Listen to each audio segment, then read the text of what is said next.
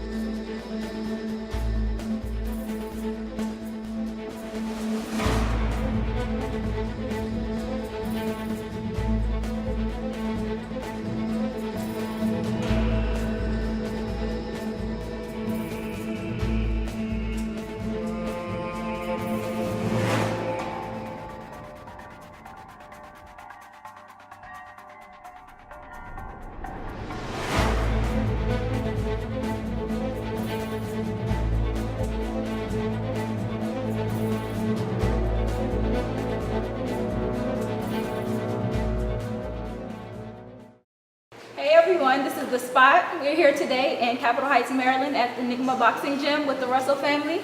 My name is Tiara. I'm Tiffany. And I'm Ron. And I'm going to let everyone here introduce themselves. I'm going to start with you. Well, I'm Gary Allen Russell III. Gary Russell Jr., of course the oldest of all the Russell brothers. Gary Russell Sr. Gary Antonio Russell. And I'm Gary Antoine Russell. That's right. And as you can see, the family genes run strong. Got all the guys here today. And so we just want to take a moment to ask the guys a couple of questions about their boxing experiences. So I think Tiffany's going to start us off. Right, and we're going to start off with Dad, Gary Russell Sr. So my first question to you is, before we begin with the brothers, let me ask, Dad, how were you able to pull off with all four boys being champions? I mean, how much discipline did it take to keep them on the straight and narrow? It was really kind of easy. They're all family oriented. They keep our circle close. So it's like second nature. Okay. I got a question for Gary Russell Jr. What's going on with you? How you be, man? I'm doing all right. All right. Now you got your WBC featherweight champion, 27 wins, 1 loss. You became a star in the ring by the time you were a teenager. So my biggest question is, what did it take for you to get here? I mean, you put in a lot of time. Tell us what it took. It took obedience. It took obedience. It took a great deal of pushing my pride and my ego aside, to listen and follow suit to everything that's going on, especially in modern day society. You have a lot of young men that don't have a sense of foundation and structure. And it's wonderful to have not just me but my younger brothers to be able to humble themselves enough to listen to the constructive criticism that's been given, not just from my father, but the people that we interact with every day. Everyone we run into plays some sort of a significant role, and that made it easy for me. Like I said, just to listen, to humble myself to the best of my ability and try my best to be a good role model as possible. That's real talk. Yeah. Okay, so my question is for Gary Antonio Russell. So, Gary, you became one of only 2 boxers to win both the U.S. championships and National Golden Gloves before your 17th birthday. So what motivates you to become the best at what you do? That sounds like it wasn't me, but I'm going to go with it.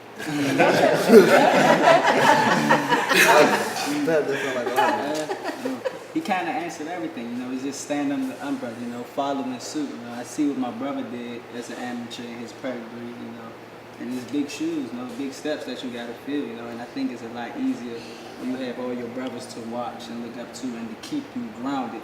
So it makes the process a lot easier. Okay. All right, well, I'm going to jump in here with Gary Antoine Russell. And so first, we all want to congratulate you on coming back from Rio Thank you. and having that Thank you. some strong bouts out there. You won 6 consecutive bouts in the trials and the opportunity to represent the U.S. at the Olympic Games. What was on your mind after day 1 of the elimination rounds? Win. I know a lot of people, they overanalyze, and instead of paying attention to what's in front of them, in order to win a race, you got to start. But people steady looking at the finish line and not starting. So after I got that first fight, I was like, I'm on to the next. Come on, let's get this next fight in. I know I got to do it. Congratulations. Thank you. Gary Allen, Yes. you won 22, 24 professional fights. Huh? You won, how many professional fights did you really won? Nah, I'm like 500, something average. 500 ever. Yeah, like 14 average, 14 ounces. So what's next for you? My thing is go pro. I'm gonna make a transaction. You know, brothers just follow suit. And brothers, you know, hopefully follow them in the right direction. You know, just stay like umbrella. You go the same answer back for everybody. Hey, any time frame you might plan to turn pro? Sometime. Yeah, from what Dad said, he the boss. He run the show. Okay, Dad, He run the show. We you follow got suit. any foreseeable plan? Would like to see him go as early as next year, but it's on him.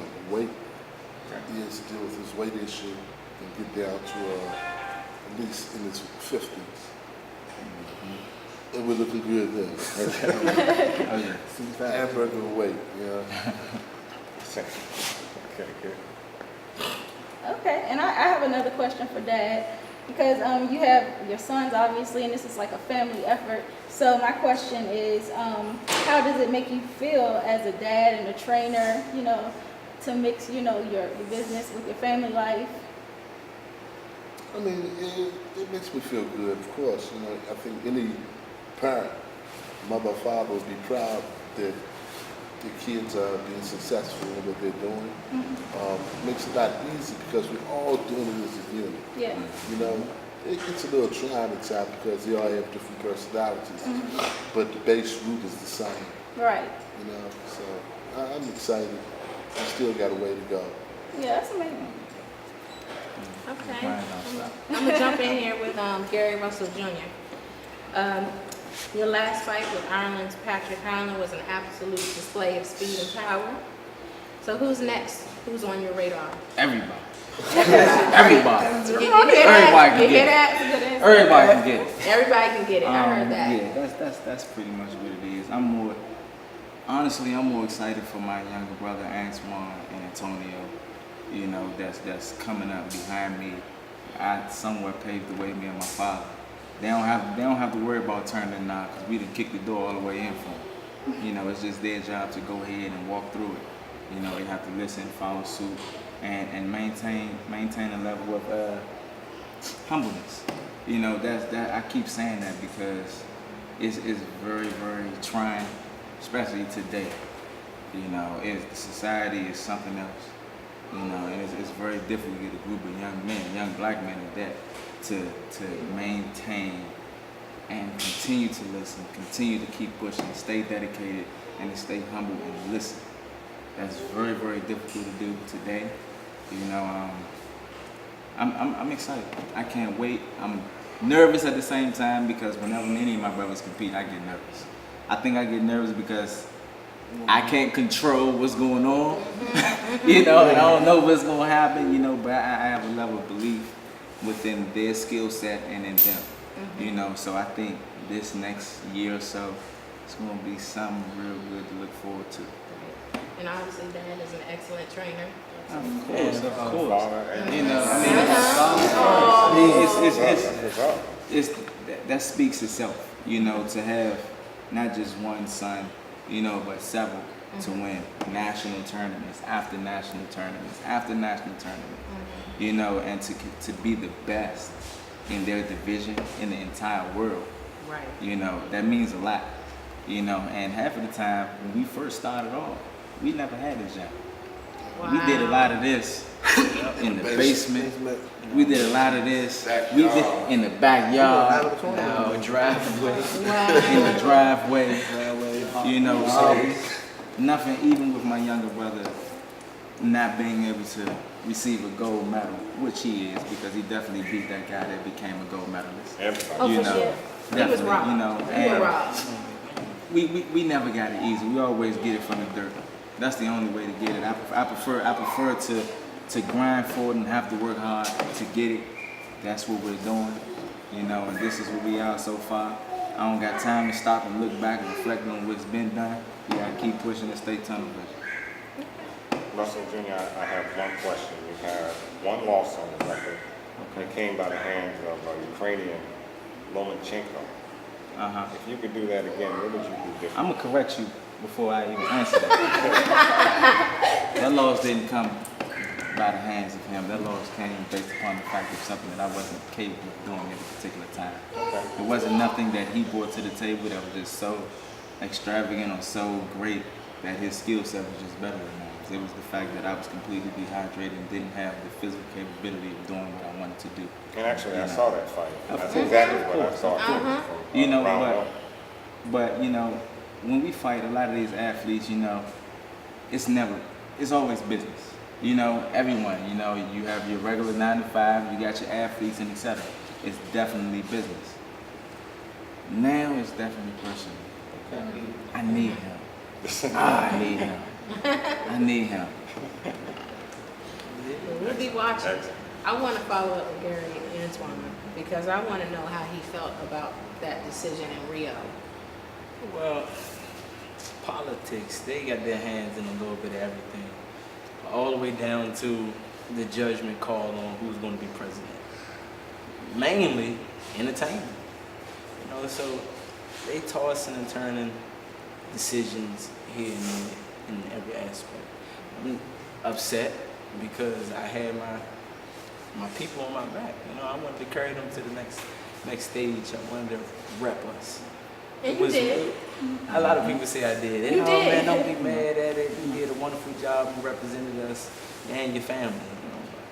You know, but I'm still a little sour mouth about that. I mean, I of course understand he's that. gonna be I sour. understand that. You Yeah. know, and I told Antoine once before, you know, I know you're definitely gonna be upset behind the loss, which is understandable.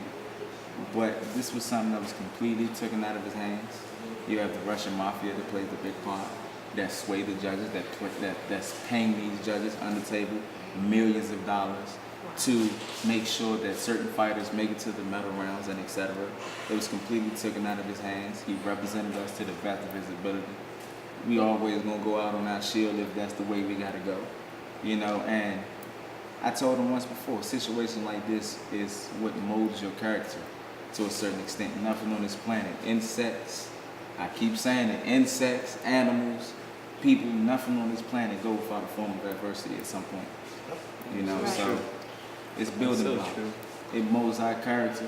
And like I say, we always get it from the dirt. We get it from the mud. It's nothing never come easy. I wouldn't want it no other way anyway. That's right. But you know, even the great Floyd Mayweather said you were robbed. That's right. So He was you got fitting one of out the of greatest Yeah. saying that. Actually, a couple. Floyd Mayweather, Andre Ward spoke on it. Mm-hmm. Roy Jones spoke on Right. it. A lot of the greats. Mm-hmm. But they can't stop greatness. Right. Right. I got a question. I'll throw this out to anyone who wants to answer it. You all fight southpaw. Would that be the winning potion for all of you guys? No. No. Nice. Nah. No. Hey, we answered that in units, y'all. That's what I'm talking about. I'm talking about, baby. Nah, I don't think that's it. No. You know, that's definitely not it. It's so many components. Yeah, it's so many components that come with being a good fighter. I don't think it's because you're an orthodox fighter or a southpaw fighter. It's a lot of elements, you know. A lot of these guys are one-dimensional. The only style that they have is the style that they have.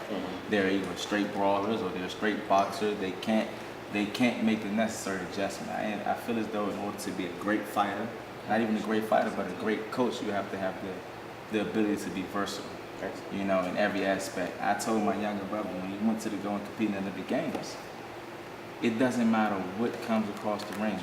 You have the mental capability and the skill set to make the necessary adjustments to whoever's across the ring from you. That's what makes a person a great fighter. It's real talk. Everybody got the same punches. Jab, straight cross, right, shallow. That's right. It's the mindset that transfer those punches to come a certain way. Creativity. It's comfortability to do it under the pressure of somebody else throwing punches at you, trying to knock you out. Control chaos. Control chaos is what we That's call it. Croquet out. Speaking of punching power, I wanted to ask you, Gary Antonio, your knockout against Harold Reeves won you the opportunity at the National Golden Gloves, and that was a thing of beauty. Do you feel that you have more knockout power in your weight class? Most definitely. With conviction, no doubt. I mean, nah, but like he said, it's a thing of versatility. I can't always go in there looking to knock people out, expecting me to hit them with one shot, and that's going to be it. Like my last opponent was a very tough guy, broke his nose in the first round. I had him hurt several times, but you know, all the time you're not going to get knockouts. You can never depend on one thing. But just one thing, one style. You have to be versatile, you know. And me having a lot of punching power at the 118th division, it will play a part. There's going to be certain fighters that I know I'm not going to be able to rely on punching power with, and we have to make the necessary adjustments. So lately, yeah, these 7 fights I've been walking through people, walking them down because I'm bigger than them. And I'm stronger. That's cool. But I know it's going to become a point of time in some fight where it's though I'm going to show my versatility. I might just be on the outside and pot shot and putting together combinations, you know. However, my man told me to work, yeah, I see. But no, I'm never going to focus on just knocking people out because I have extreme punching power. All right. Cool. Well, thank you guys for taking the time out to speak with us today and give us all of your stories and your insight. And I know you guys want to get back to your practice and everything. So just want to say thank you again for taking the time out. So everyone, check out these guys, the Russell family. Look them up. Be on the lookout for any upcoming events that they have. And definitely stay tuned because they got a lot great in store. This is greatness. You're looking at greatness. All right.